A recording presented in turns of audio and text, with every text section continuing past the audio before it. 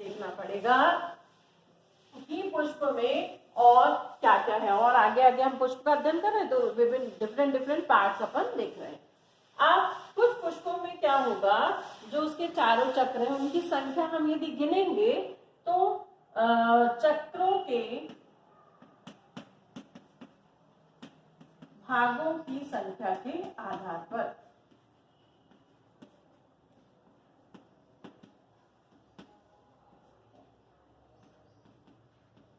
आधार पर हम देखेंगे कि कुछ पुष्प जो है उनमें चारों चक्र 2 है या 2 के गुणन में है। 2 के गुणन में मतलब 2 है, मान लो बाह्य दल, तो दल जो है वो 4 है या 6 है या 8 है ना।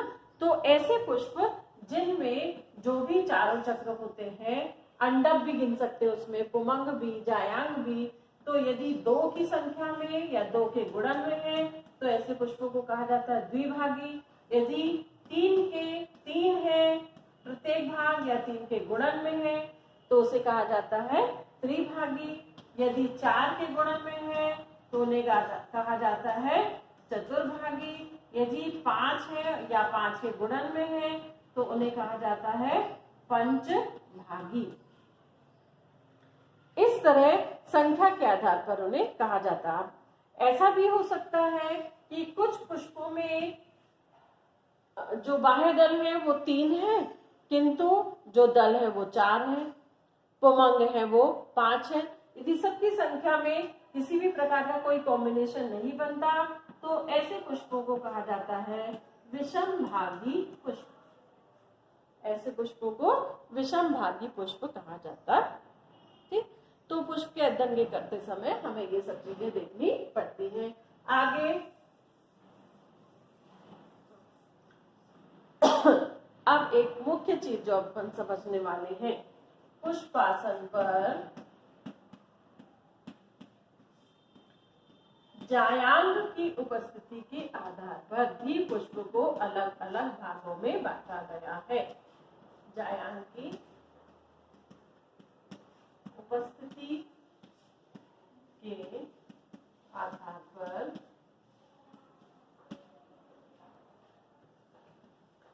पुष्प के प्रकार, ये इंपॉर्टेंट चीज है जो सभी को मालूम होना चाहिए। पहला है, अलग अलग पार्ट है इसमें, उसके आधार पर पहला है जायांगधर, दूसरा है परिजायांगी और तीसरा है जायांगोपरि।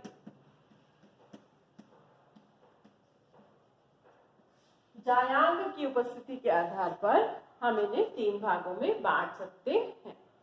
तो पहला है जायांगधर। कैसा होता है देखिए, ये है पुष्पासन, ये ऐसा पुष्पासन है, ये पुष्पासन है। ठीक, ये दूसरा प्रकार है इसका पुष्पासन,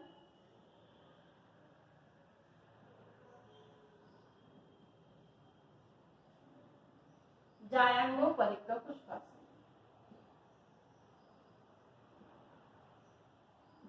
ये पुष्पासन है। ठीक, अब इसमें देखिए, ये है इसका जायांग,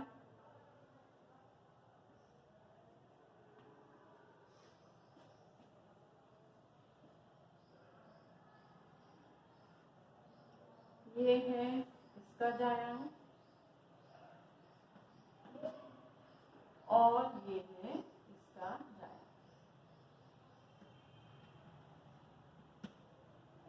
अंतर समझ में आ रहा है? ये देखिए, ये बिल्कुल ऊपर की ओर उठा हुआ है, ये आधा धसा हुआ है और ये पूरा का पूरा धसा हुआ है। ये केवल जायांग बताया है क्योंकि जायांग की स्थिति अपन को देखना है। तो यहाँ पर ये जो जायांगधर है, इस प्रकार में अब जो पुष्प लगता, पुष्प के बाकी चक्र कैसे लगे होंगे, ये है इसका बाह्य दल, ठीक, ये है इसका दल, जो कि सब कहाँ से निकल रहे हैं, जायांग के नीचे से। और ये है इसका पुमंग, ये भी कहाँ से निकला है, जायांग के नीचे से। यानी यदि किसी पुष्प में बाकी तीनों चक्र जायांग के नीचे से निकलते हैं, तीनों चक्रों ने जायांग को धारण किया हुआ है, तो ऐसे पुष्प को हम कौन सा पुष्प बोलते हैं, जायांग धर। और ऐसी स्थिति में यदि जायांग सबसे ऊपर है, जायांग सबसे ऊपर है और बाकी चक्र इसके नीचे से निकले हैं, तो ऐसी स्थिति में जो अंडाशय है, ये अंडाशय है, इस अंडाशय को कहा जाता है ऊर्ध्ववर्ती अंडाशय। ऊर्ध्ववर्ती यानी सबसे ऊपर वाला अंडाशय। 4 चक्रों में सबसे ऊपर ये अंडाशय है, तो पुष्प जायांगधर और अंडाशय ऊर्ध्ववर्ती। ठीक है, समझ में आ गया। फिर से दोहरा रही हूँ कि यदि किसी पुष्प में अंडाशय या जायांग बाकी 3 चक्रों से ऊपर हो, बाकी 3 चक्र उसके नीचे से निकले, तो ऐसे पुष्प को जायांगधर पुष्प और ऐसे अंडाशय को ऊर्ध्ववर्ती अंडाशय कहा जाता है। ठीक, अब दूसरे पे आते हैं अपन, परिजायंग। यदि इसमें देखिए, इसमें जो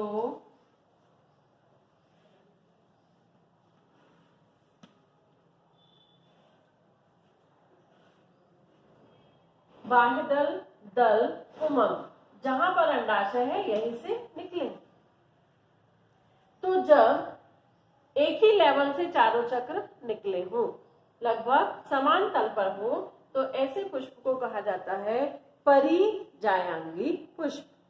कौन सा पुष्प कहते हैं, परिजायांगी पुष्प। और इस स्थिति में जो अंडाशय है उसे कहा जाता है अर्ध अधोवर्ती अंडाशय। अंडाशय कैसा कहलाएगा, अर्ध अधोवर्ती अंडाशय। और पुष्प कैसा कहलाएगा, परिजायांगी, जब लगभग एक ही लेवल पर निकले हो तब। ठीक, तीसरे पे आते हैं अपन। यदि अंडाशय नीचे की ओर धंसा है और उसके ऊपर से ये बाह्य दल, उसके ऊपर से दल और ऊपर से ही यदि पुमंग निकलते हैं, अंडाशय नीचे धंसा है और बाकी चक्र इसके ऊपर से निकल रहे हैं, तो ऐसे पुष्प को कहा जाता है जायांगोपरिक पुष्प। कौन सा पुष्प, जायांगोपरिक पुष्प कहा जाता है। और ये जायांगोपरिक पुष्प में जो अंडाशय है उसे कहा जाता है, चूंकि नीचे धंसा हुआ है, अधो है, इसलिए ऐसे अंडाशय को अधोवर्ती अंडाशय कहा जाता है।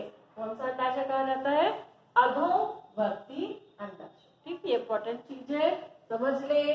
पुष्प आसन पर जायांग की उपस्थिति के आधार पर पुष्प के 3 प्रकार होते हैं। जायांगधर, जिसमें अंडाशय ऊपर हो, बाकी चक्र नीचे हो।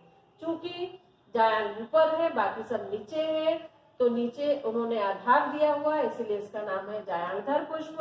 अंडाशय सबसे ऊपर है, ऊर्ध्ववर्ती अंडाशय।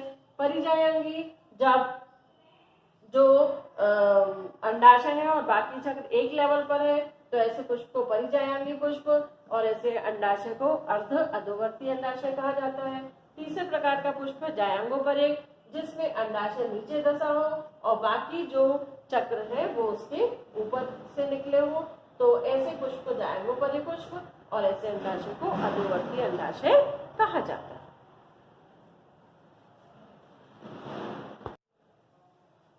इसे अधोवर्ती अंडाशय कहा जाता है। ठीक है, अब इसके बाद अपन पढ़ते हैं बहुत ही मुख्य चीज है, वो भी जो अपन पुष्प का जब अध्ययन करते हैं तो हमें क्या क्या देखना पड़ता है। चलिए देखते हैं। कई बार ये प्रश्न पूछा जाता है, जायांग की उपस्थिति के आधार पर पुष्प को कितने भागों में बांटा गया। उसके बाद हम और आगे चले तो हमें क्या अध्ययन करना पड़ेगा, हमें अध्ययन करना पड़ेगा बाह्य दल पुंज। बाह्य दल पुंज, बाह्य दल पुंज यानी दलों का समूह, बाह्य दल का समूह। फिर हमें अध्ययन करना पड़ेगा किसका, दल पुंज का। ठीक, दल पुंज कैसे है, यदि बाह्य दल पुंज और बाह्य दल पुंज अलग अलग नहीं है, एक साथ है, तो उस रचना को कहा जाता है परिदल पुंज। इसका अध्ययन हमको करना पड़ेगा। तो बाह्य दलपुंज और दलपुंज और परिदल पुंज, इन तीनों के अध्ययन के लिए कुछ पॉइंट्स हैं जो हमें उनका देखना पड़ता है। उसमें पहला हमें देखना पड़ेगा संख्या। यदि वो अलग अलग है तो भी, जुड़े हुए हैं तो भी, जुड़े होंगे तो C1 से हम उन्हें गिन सकते हैं। जैसे एक तो बाह्य दल ये है, मान लो किसी पुष्प में ये है, तो हम इसे बोल सकते हैं ये कितने बाह्य दल हैं? 4। किंतु यदि ये बाह्य दल इस तरह से जुड़े हुए, इस तरह से जुड़े हैं, तो हम इसे कैसे गिनेंगे? इसे यहाँ C1 से गिनेंगे, 1 2 3 4 5। ठीक, तो संख्या कितनी है? फिर दूसरा ससंजन कैसा, इसके पॉइंट है। ससंजन, ससंजन, ससंजन का मतलब है ये पृथक दली है या फिर संयुक्त दली।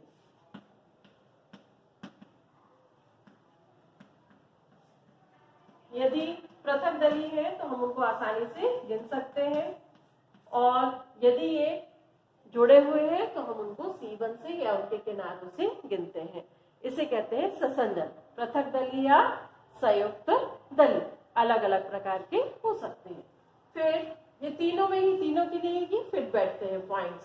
पहला संख्या और दूसरा ससंजन। फिर इनका आकार, आकार कैसा हो सकता है? अब देखिए, आकार यदि पृथक दली है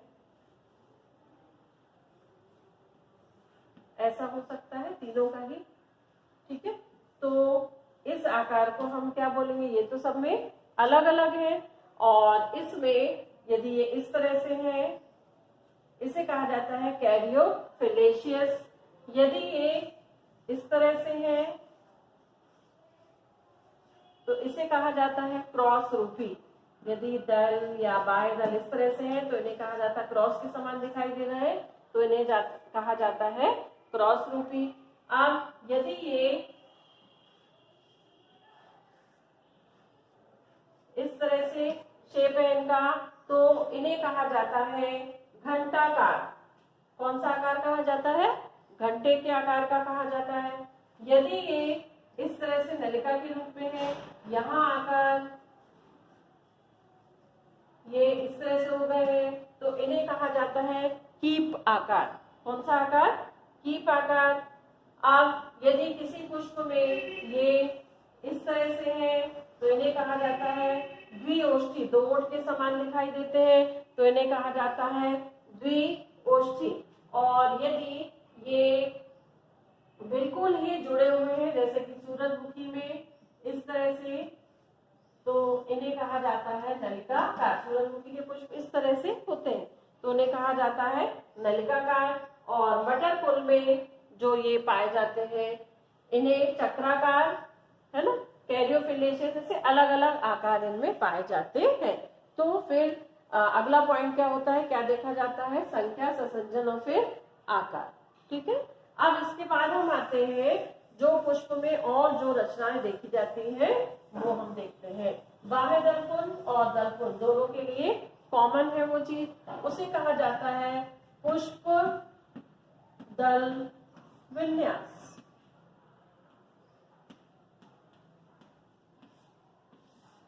पुष्प दल विन्यास। अब आपने देखा होगा सदा सुहागन के पुष्प देखे होंगे आपने, तो आपने देखा होगा उनकी जो किनारे हैं वो जरा जरा से ऐसे टच बस करते हैं, एक दूसरे को ढकते नहीं।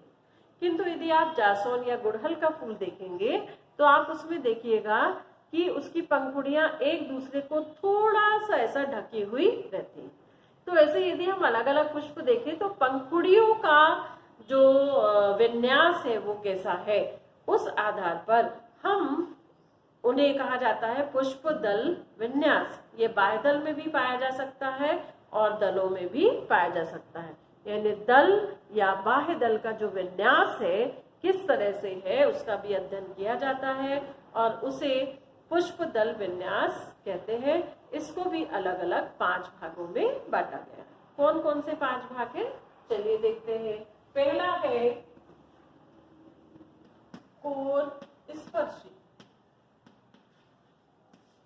फिर दूसरा, इसके बाद में कोर स्पर्शी के बाद में है व्यावर्तित।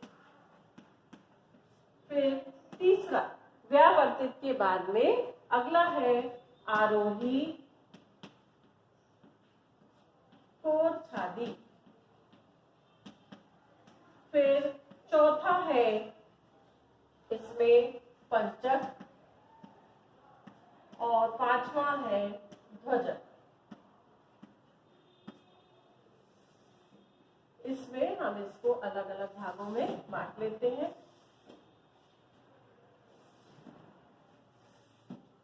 और ये ऐसे हम इसमें 5 प्रकार है, पांचों को अलग अलग हम देखें।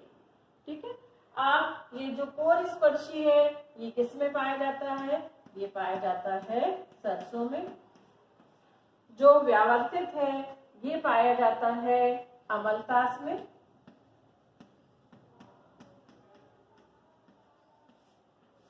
जो आरोही कोरछादी है ये जो पाया जाता है ये गुड़हल में, जासौन भी जिसको हम बोलते हैं। जो पंचक है ये पाया जाता है अमरूद में, बी में, और ये पाया जाता है मटर। आप इनके पुष्पों को देखेंगे तो इन्हें अच्छे से समझ में आ जाएगा। ठीक है।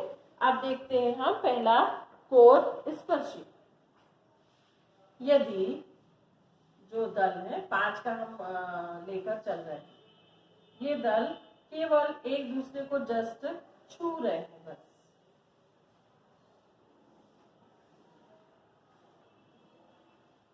इनमें सबका आकार एक जैसा होगा।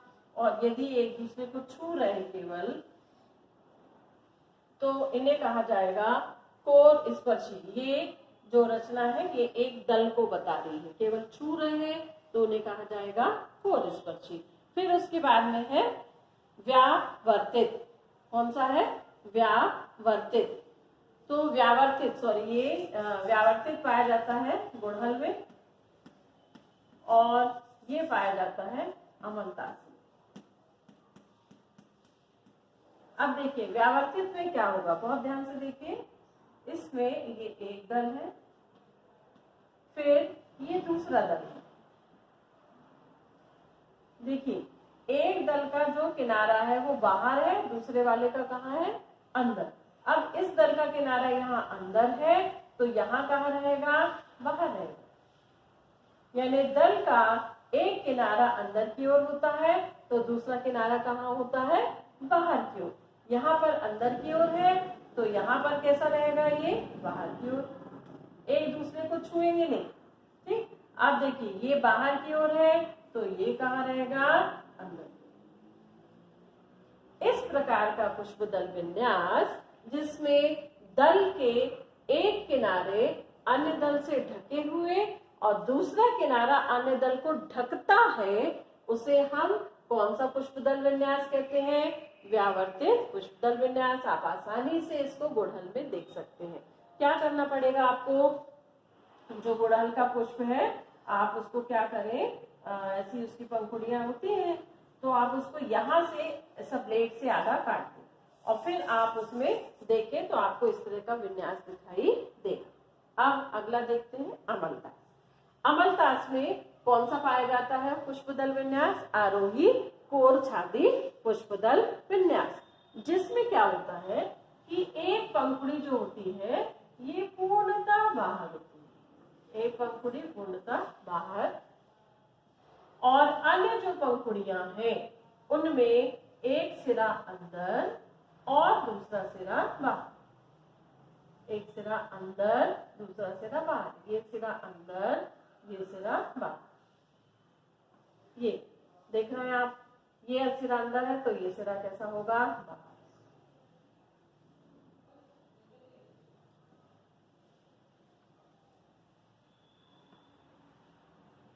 अंदर बाहर, अंदर बाहर, अंदर, ये बाहर। इस तरह से एक सिरा जो है पूर्णतः बाहर, बाकी का एक अंदर और एक बाहर, तब हम उसे कहते हैं आरोही कोरछादी। एक पूर्णता जो है वो अंदर होगा। सॉरी, देखिए ये पूर्णता बाहर और ये पूर्णता अंदर, ऐसा अपन बना सकते हैं इसको। और बाकी जो है वो कैसे होंगे, एक अंदर और ये वाला सिरा इसका अंदर, ये बाहर, ये अंदर और ये बाहर, ये दोनों अंदर। फिर जो ये वाला सिरा बाहर है तो ये अंदर और ये बाहर, ये अंदर और ये बाहर। इसमें एक जो है ये वाला, इसको आप देखिए पूरा बाहर और ये वाला पूरा अंदर है। बाकी कैसे है, एक सिरा अंदर एक सिरा बाहर, एक सिरा अंदर एक सिरा बाहर, एक सिरा अंदर एक सिरा बाहर। तो इसको हम कैसे बोल सकते हैं, यदि दो दल में से एक पूर्णता बाहर हो, एक पूर्णता अंदर हो, बाकी सब व्यावर्तित हो, तो ऐसे पुष्पदल विन्यास को आरोही कोरछादी कहा जाता है। अब आते हैं हम किस पर, पंचक पर, जिसमें दो बाहर होते हैं और दो अंदर होते हैं। यानी ये पूरा बाहर, ठीक है, ये पूरा बाहर, ठीक, और ये जो है ये अंदर,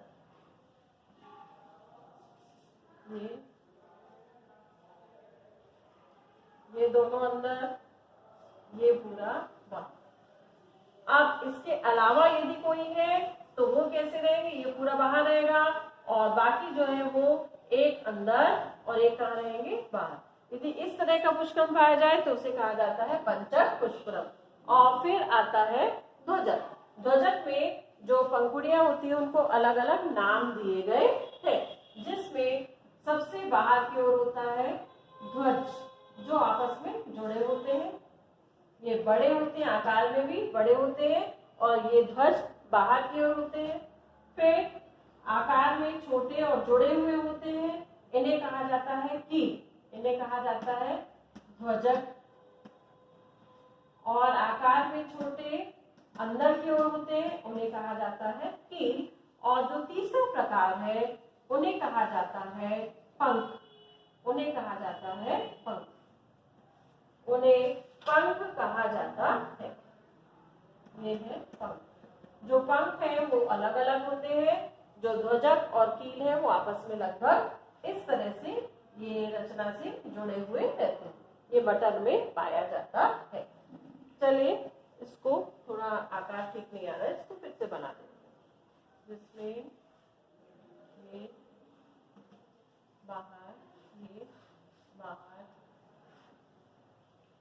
दो पूर्णता अंदर, दो अंदर दो बाहर, और यदि इसके अलावा होंगे तो वह व्यावर्तित होंगे। फिर से हम एक बार रिवीजन कर लेते हैं। पुष्पदल विन्यास 5 प्रकार के होते हैं। कोरस्पर्शी, जिसमें दलों, चाहे बाह्यदल हो या दल हो, वो आपस में केवल एक दूसरे को छूते हुए रहते हैं, ढकते नहीं है, तो उन्हें हम कहते हैं कोरस्पर्शी, सरसों में पाया जाता है।